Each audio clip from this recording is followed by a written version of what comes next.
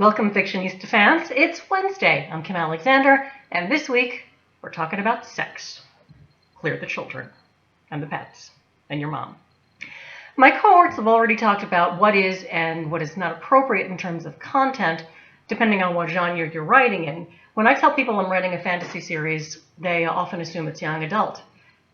Not young adult. I have the luxury of including some fairly graphic sex scenes, so this is a topic I've thought about a lot. Last week, Fictionistas talked about how swearing is a great way to take a look at the kind of culture that you're reading or writing about.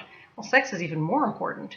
Even though a cigar is sometimes just a cigar, if you're writing about sex, it's never just about the act.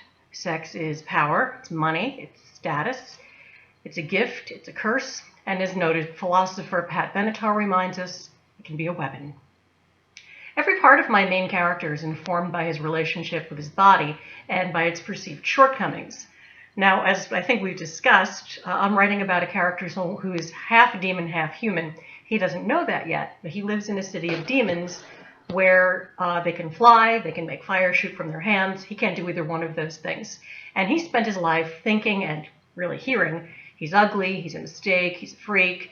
And back to our topic, he's got a sneaking suspicion that he's not doing sex right either. He thinks maybe it ought to be less burny and maybe a little more fun.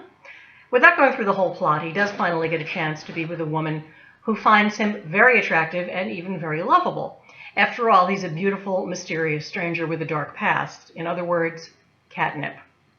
So she's motivated, and she's up for the challenge, but he doesn't believe her. He thinks she's making fun of him, which does not lend itself to sexy fun times. Unless that's your thing, no judgment. Anyway, she's up against a lifetime of negative reinforcement, so their intimacy is going to be awkward and a little weird. At least at first.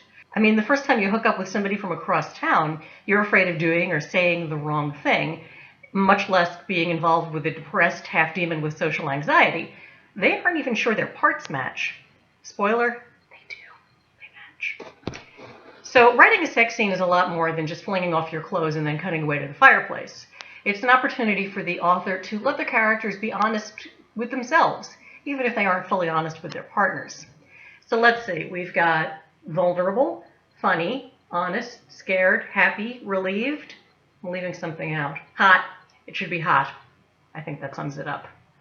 Next week, the Fictionistas are going to be talking about what we do when we're supposed to be writing, and I will see you then.